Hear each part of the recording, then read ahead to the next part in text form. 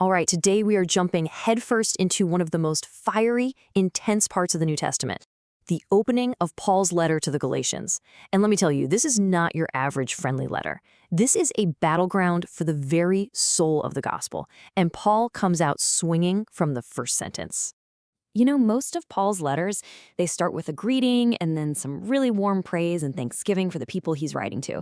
But not this one. Oh no. With Galatians, he says hello and then immediately drops this bombshell. He is completely astonished, just shocked. It's a literary punch to the gut.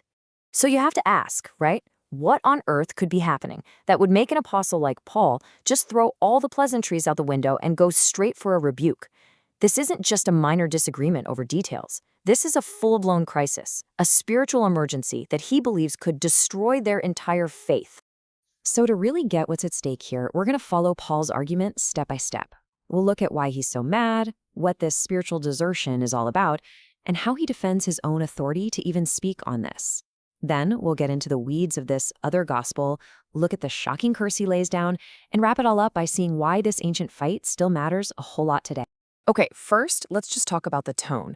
In the first century, letters had a pretty standard format. It was like a formula, kind of like how we know how to start and end an email. There was an expected flow, and Paul knew it inside and out. But in this letter, he deliberately shatters it. Just look at this comparison. On the left, you've got the normal, polite way of doing things. Sender, recipient, greeting, and then a nice bit of thanksgiving or praise. But on the right, you see what Paul does. He gets through the greeting and then, bam!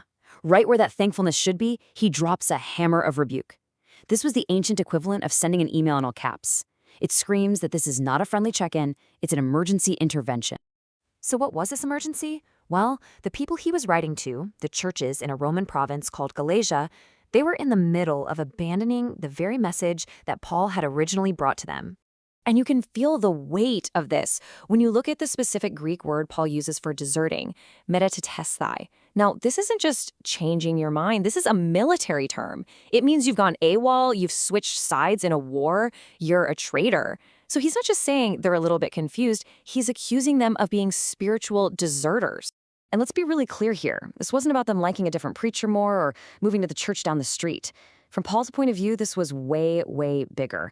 They weren't just abandoning a set of ideas, they were abandoning the actual personal God who had saved them. The stakes just could not be higher. Now, before Paul can really defend his message, he knows he has to defend himself. See, his opponents in Galatia weren't just picking apart his theology, they were attacking him personally, saying he had no real authority to speak for God in the first place.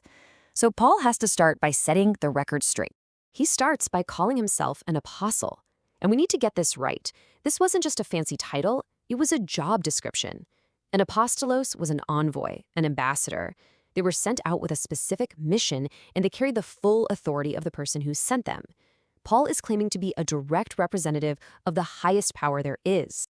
So here's the back and forth. The accusation against him was probably something like this. Paul's a latecomer. He wasn't one of the original 12. He just got his message secondhand from the real apostles in Jerusalem. But Paul's defense is absolute. He says, my apostleship is not from men nor by man. He's saying my commission didn't come from a committee or a council. It came directly from Jesus Christ and God the Father. He's claiming his authority is on the exact same level as anyone else's.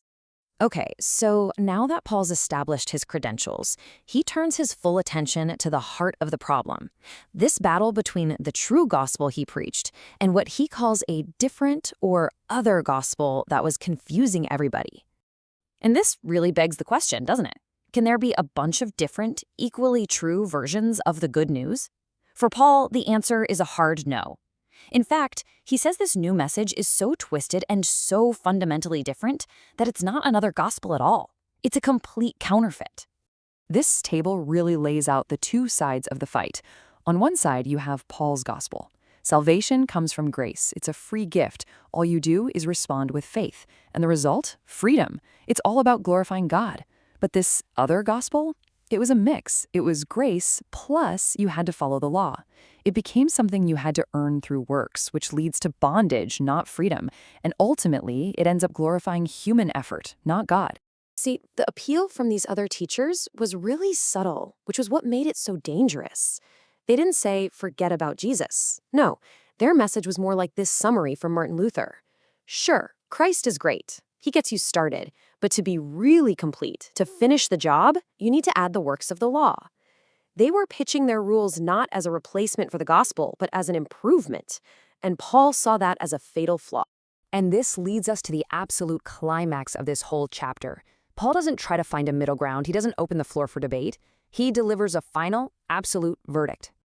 You can see the progression here. First, he identifies the challenge to the true message. Then, he makes it clear this isn't up for debate. And that leads directly to his verdict, which takes the form of nothing less than a divine curse. The word he uses is anathema. And we have to understand, this is a terrifyingly strong word. This doesn't just mean you get kicked out of the church. It means to be handed over to God for final judgment, to be eternally condemned. It's a heavy, serious, and final declaration. And the scope of his curse is what's truly stunning. Listen to who he includes. He says, even if he includes himself in this, or an angel from heaven preaches a different gospel, let them be anathema.